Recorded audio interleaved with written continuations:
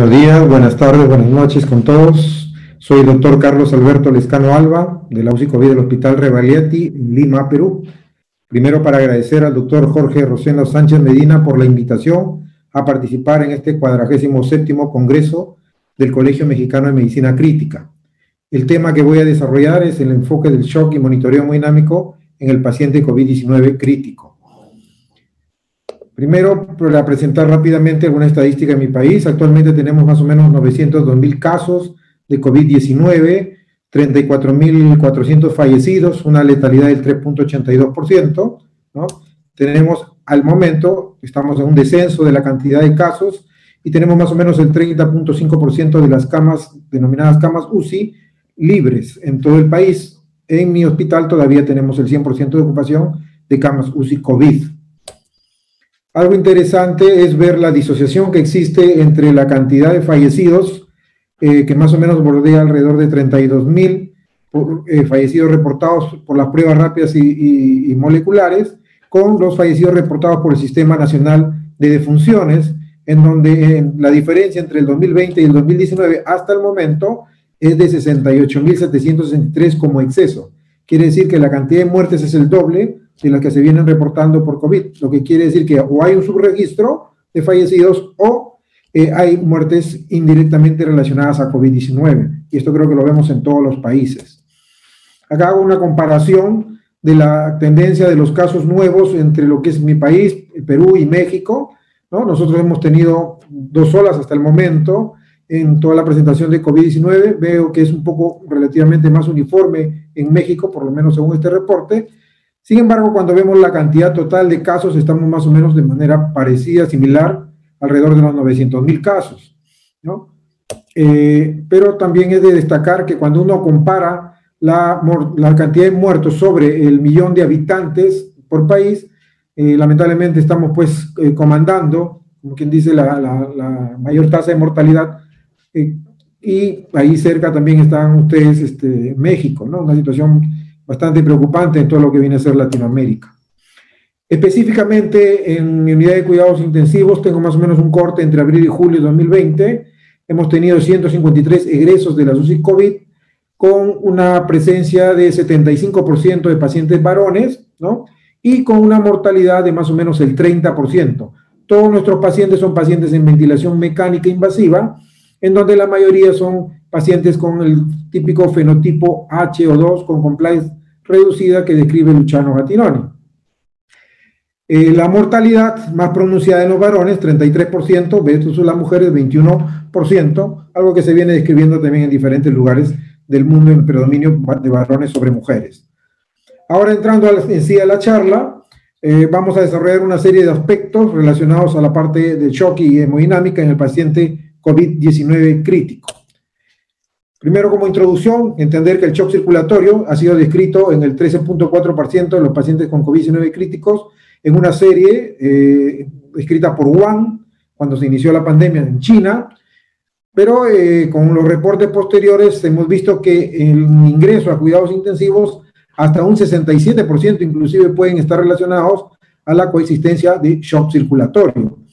Pero la hipotensión asociada a COVID-19, ¿no?, puede estar relacionada a diferentes eventos como vasodilatación, fármacos, cor pulmonar agudo primario por el estado inflamatorio protrombótico que puede dar COVID-19, también la tromboembolia pulmonar o también relacionado a la ventilación mecánica. Entonces, muy importante este aspecto.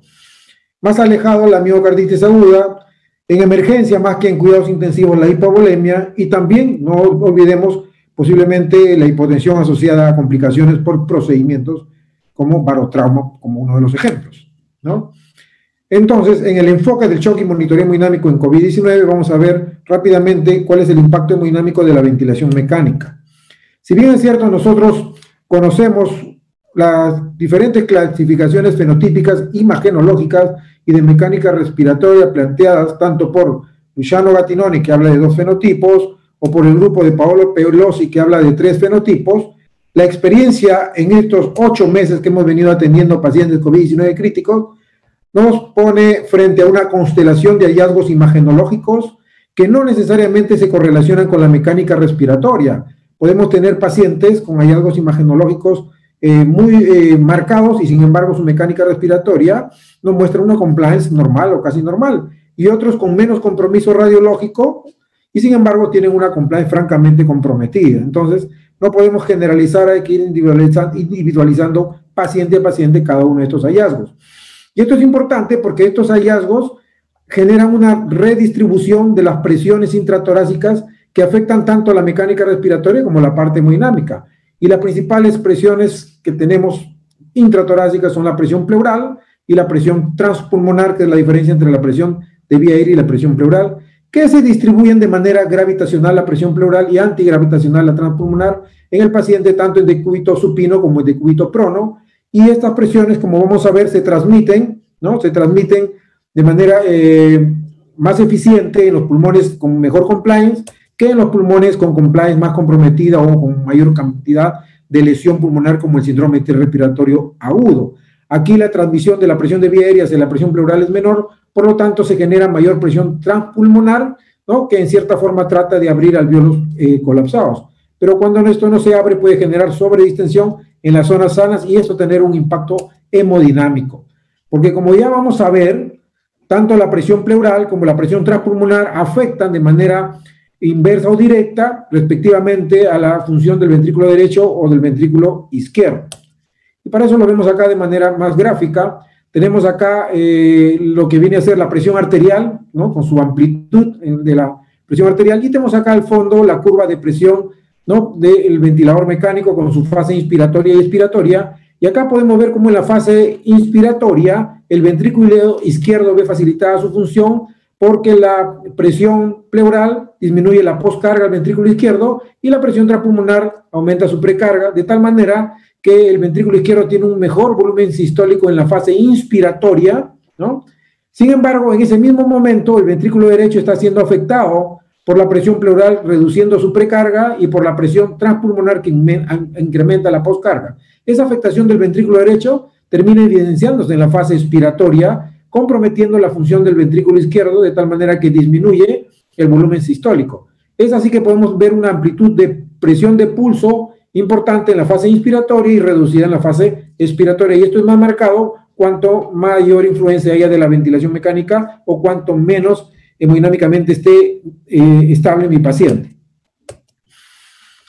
De aquí rescatar el hecho de que la presión transpulmonar tiene un impacto más importante y en COVID-19 crítico también, porque vamos a ver cómo el aumento de la presión transpulmonar, el seteo inadecuado del PIP, ¿no? O la programación inadecuada del ventilador, puede generarme, o si es muy baja la presión media de vía aérea, de reclutamiento, y esto también aumento de la resistencia vascular pulmonar, o si es inapropiadamente alta, sobredistensión, y también aumento de la resistencia vascular pulmonar, que a la larga va a aumentar la poscarga del ventrículo derecho y va a generar pues este problema a nivel del ventrículo derecho con desplazamiento del septo interventricular y que puede terminar comprometiendo también el ventrículo izquierdo. La afectación cardíaca en COVID-19 ha sido descrita del punto de vista ecocardiográfico y se encuentra que hasta un 57% de casos hay un compromiso del ventrículo derecho. Pero este ventrículo derecho se afecta por múltiples razones que ya han sido descritas antes de la pandemia y que están presentes en COVID-19 crítico, como son la ventilación mecánica, como es la sepsis, en este caso la sepsis viral, el embolismo pulmonar, ¿no? Y el síndrome respiratorio agudo. Es decir, tenemos múltiple constelación de procesos que van a generar compromiso del ventrículo derecho y debemos estar atentos a la función del corazón derecho en el contexto de COVID-19 crítico. El monitoreo que debemos hacer en este contexto del paciente va en función a una filosofía de manejo o enfoque hemodinámico en este grupo de pacientes. Empecemos primero entendiendo que no es lo mismo manejar a un paciente COVID-19 crítico cuando recién llega al hospital que cuando ya está varios días en la unidad de cuidados intensivos, y esto tiene que ver con estas definiciones conceptuales de las diferentes fases del manejo del shock circulatorio. Al inicio hay que salvarle la vida al paciente y probablemente tenga déficit de volumen intravascular por la fiebre, por la taquimia, el aumento del trabajo respiratorio, y hay que responder volumen, hay que iniciar tempranamente noradrenalina, y esto se hace un manejo esencialmente clínico. Pero posteriormente, ya en cuidados intensivos, el manejo tiene que ser mucho más exquisito, basado no solamente en parámetros clínicos, sino también en parámetros de monitoreo más avanzado, de tal manera de que a cada paciente evaluemos su condición y le demos exactamente lo que le corresponde, tanto en fluidos, tanto en drogas, etcétera. Cuando el paciente ya está más estable, vamos a ir a desescalar fluidos, desescalar drogas más adelante. Entonces, en este sentido, nosotros tenemos objetivos clínicos que están basados en evaluación clínica de perfusión, están basados en la evaluación del lactato y basados también en una relación entre lo que viene a ser el análisis de la gasometría venoso central arterial, como es la razón entre el delta de PCO2 y la diferencial arteriovenosa de oxígeno, que nos van a decir si estamos con problemas de perfusión o metabolismo anaeróbico. Si esto ocurre, tenemos objetivos hemodinámicos para tratar de compensar. Llevar a un equilibrio entre la entrega y consumo de oxígeno. La saturación venosa central de oxígeno es un marcador interesante de este equilibrio, ¿no? Tratar de tener una presión de perfusión adecuada, y esto implica tener una presión arterial media correspondiente y un delta de CO2 también menos de 6 milímetros de mercurio que me diga que tengo un flujo sanguíneo adecuado para alcanzar estos objetivos clínicos, ¿no? Entonces, no olvidemos que mi punto de partida es la evaluación clínica de perfusión y la evaluación gasométrica y bioquímica de metabolismo aeróbico anaeróbico, y esto tiene que ser reevaluado después de cada intervención hemodinámica en mi paciente.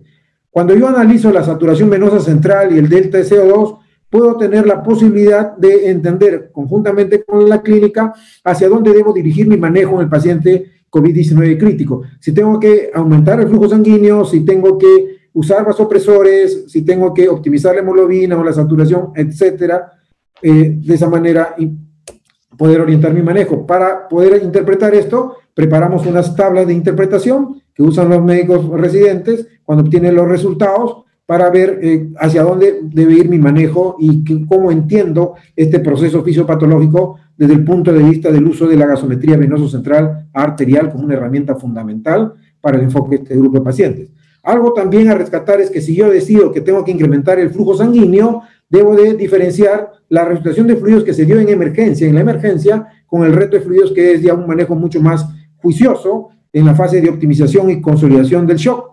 Y para este reto de fluidos debo entender que tengo criterios que cumplir. Primero, que mi paciente tenga persistencia de signos de hipoperfusión y o metabolismo anaeróbico, que yo sospeche clínica y hemodinámicamente que la hipovolemia es responsable de ello, que mi paciente sea responder a volumen y que no tenga edema pulmonar. Bajo este contexto yo puedo hacer reto de fluidos en mi paciente para optimizar el flujo sanguíneo, si así me determina mi evaluación clínico-gasométrica, ¿no? Entonces el primer criterio que hay que cumplir es un criterio clínico-gasométrico de hipoperfusión y metabolismo anaeróbico. El segundo criterio tiene que ver con una parte clínica y hemodinámica en donde participa la ecografía multifocal y la variabilidad de presión de pulso para ver si mi paciente tiene sospecha de déficit de volumen intravascular. El tercer criterio va con el concepto de respondedor a volumen. Quiere decir que cuando yo administre fluidos a mi paciente, este se incremente más del 10 al 15% según la curva de Frank-Starling, sin llevarlo a la congestión pulmonar, que es el cuarto criterio que lo tenemos acá presente, y que debemos de entender que no es tan fácil en COVID-19 crítico, porque la congestión pulmonar fuera de pandemia se definía como la presencia de colas de cometa en ambos campos pulmonares. COVID-19 crítico también suele tener comas de cometa, pero son un poco más heterogéneas, más irregulares en su distribución. Entonces, cuando aumentan las colas de cometa, nos hace sospechar de que podamos estar yéndonos probablemente a la congestión si estamos administrando fluidos. Dentro de las herramientas de monitoreo hemodinámico, tenemos definitivamente desde las más simples, como la parte clínica gasométrica, la línea arterial y catéter venoso central, que debemos utilizarla en todos los pacientes y reevaluarla cada vez que hay intervención, a las más complejas, llegando a la termoilusión transpulmonar o al catéter de arteria pulmonar. Pero en todo este contexto, la ecografía es fundamental, Y por eso vamos a mencionar que la ecografía multifocal en COVID-19 crítico me permite rápidamente determinar un patrón ecográfico de compromiso hemodinámico en mi paciente, poder detectar rápidamente si hay una falla de ventrículo derecho, si tenemos un problema de hipovolemia, de repente tenemos un neumotórax a tensión, entre otros que me permiten intervenir rápidamente sobre mi paciente y resolver el problema hemodinámico.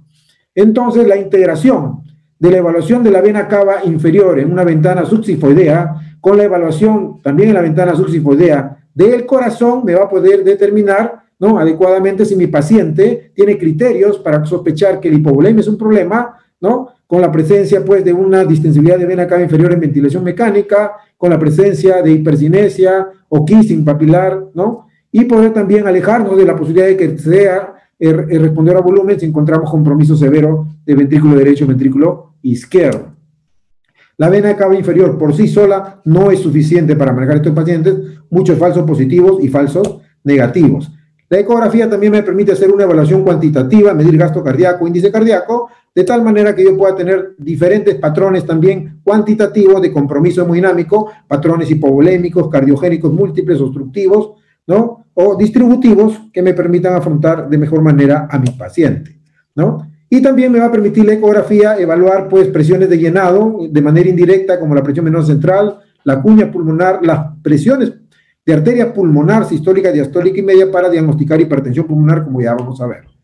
El otra herramienta es la termodilución transpulmonar, que me va a permitir también, mediante la inyección de 15 a 20 mililitros de suero salino a 8 grados centígrados a través de un catéter venoso central, ¿no? Variar la temperatura sanguínea que va a ser detectada a través de una arteria, de una línea arterial, y tener el gasto cardíaco de mi paciente, tanto por termodilución, pero también por análisis de contorno de onda de pulso, es decir, dos gastos cardíacos, uno intermitente y otro continuo. También esta herramienta me va a permitir tener dos parámetros fundamentales, como es el volumen telediastólico global indexado de precarga, pero también el agua pulmonar extravascular, que me va a permitir diagnosticar edema pulmonar o no, porque conjuntamente con el índice de permeabilidad vascular pulmonar me va a poder ayudar a diferenciar entre un edema pulmonar hidrostático de uno que es por fuga capilar. Entonces, esta herramienta de termodilución transpulmonar, al medirme el agua pulmonar extravascular, también me va a ayudar en este cuarto criterio, que era ver si mi paciente tenía o no edema pulmonar a la hora del manejo o de la administración de fluidos. Entonces, esta herramienta me da múltiples parámetros, ¿no? De evaluación de gasto cardíaco, de función cardíaca, de precarga y de agua pulmonar extravascular, ¿no? Acá tenemos un monitoreo y tenemos una serie de tablas de interpretación de esta herramienta que me va a permitir conocer patrones y componentes de shock en este contexto, pero sobre todo con esta herramienta también hacer un diagnóstico diferencial del tipo de edema pulmonar. La termodilución pulmonar o catéter de arteria pulmonar también me es útil en este contexto, sobre todo porque además del gasto cardíaco me va a permitir hacer un diagnóstico diferencial de hipertensión pulmonar, y la hipertensión pulmonar precapilar es un problema fundamental en paciente COVID-19 crítico, y a veces cuando no contamos con la ecografía, el catéter de arteria pulmonar me da una idea fundamental. La idea de manejo hemodinámico de estos pacientes es utilizar una estrategia integradora en donde yo pueda utilizar herramientas de monitoreo de volumen sistólico para ver si mi paciente respondió a volumen cuando se incrementa, por ejemplo, con elevación pasiva en miembros inferiores, más de 10% el volumen sistólico, o evaluar la variabilidad de presión de pulso en el contexto de este paciente, ¿no? Y poder entender que la variabilidad de presión de pulso evaluada de manera manual en el monitor o automáticamente con herramientas que miden ya la variabilidad de presión de pulso, aplicarla en este grupo de pacientes, pero definitivamente sabiendo cuándo tenemos falsos negativos y falsos positivos para utilizarlo de la manera más adecuada. Si mi paciente no tiene este tipo de problemas, entonces podemos utilizar la variabilidad de presión de pulso. Si este es más del 13% sería respondedor, siempre y cuando una elevación pasiva de miembros inferiores me disminuye esta variabilidad de presión de pulso. Y cuando tenemos entre 9 y 13% o menos de 9%, pero con volúmenes tidal bajos o con playas bajas, como sucede en COVID-19 crítico, podemos utilizar el reto de volumen tidal con variabilidad de presión de pulso, midiendo la variabilidad de presión de pulso con 6 mililitros por kilo de peso al minuto, con 8 mililitros por kilo de peso en volumen corriente, y viendo si la variabilidad de presión de pulso se incrementó más del 3,5% para considerar que es respondedor. Cuidado cuando tengamos falla severa del ventrículo derecho, porque podemos tener un falso positivo. Y si tenemos ese falso o sospecha de falso positivo, la elevación pasiva en miembros inferiores que me haga disminuir la variabilidad de presión de pulso, me orienta a que si este paciente pueda ser respondedor a volumen. Entonces es muy importante. Entonces, integrando todo esto, podemos entender que con ecografía, variabilidad de presión de pulso, reto de volumen tidal, podemos definir diferentes patrones que me digan si mi paciente va a responder o no a volumen, como el paciente que tiene normoquinesia, que tiene hiperquinesia con una buena variabilidad de presión de pulso, ¿no? O si mi paciente probablemente no sea respondedor a volumen cuando tenga hipoquinesia ventricular derecha o hipoquinesia ventricular izquierda, ¿no? La anterior fue la izquierda, esta es la derecha, pero recuerden que en ambos una elevación de miembros inferiores que me disminuye la variabilidad de presión de pulso es un buen marcador de que pueda así responder a volumen, ¿correcto? Entonces, eso es muy importante, integrar, no utilizar un solo parámetro para definir si un paciente es respondedor o no a volumen, sino utilizar varios parámetros para tomar la mejor decisión. terapia vasopresora, ¿no? La noradrenalina de la cabeza para vasopresor, complementado cuando hay refractariedad por vasopresina o adrenalina, y solo usamos dobutamina si demostramos ecocardiográficamente que hay compromiso inotrópico del corazón, ¿no? Utilizar estos vasopresores inotrópicos de la manera más adecuada posible, ¿no? De acuerdo a las características clínicas y hemodinámicas que tenga mi paciente, ¿no? Si tenemos la posibilidad de contar con variabilidad de presión de pulso y volumen sistólico, la elastanza arterial dinámica también me permite definir si estamos ante una posibilidad de vasodilatación y vasoconstricción y titular vasopresores o fluidos en ese contexto. Y al final, cuando ya mi paciente está estable, tenemos que ir haciendo balances hídricos negativos, tenemos que ir retirando gradualmente y de manera racional los vasopresores inotrópicos, basándonos en criterios clínicos, gasométricos y de perfusión, ¿no? Entonces, como recomendaciones finales, el manejo tiene que estar basado esencialmente en la parte clínica de perfusión, la parte metabólica de metabolismo anaeróbico gasométrico. Eso tiene que reevaluarse constantemente después de cada intervención, y que las decisiones de las intervenciones tienen que tener un sustento multiparamétrico y no monoparamétrico para tener el mejor resultado en el paciente COVID-19 crítico. Acá resumimos las recomendaciones finales que he ido desarrollando a lo largo de la conferencia. Muy bien, nuevamente, muchas gracias. Acá tengo el equipo al cual pertenezco, ¿no? Y en donde nosotros hacemos un trabajo coordinado y consensuado, y eso le va a dar soporte al éxito que tenemos en el manejo del paciente crítico y mucho más en el COVID-19 crítico. Muchas gracias a todos ustedes y estamos a su disposición.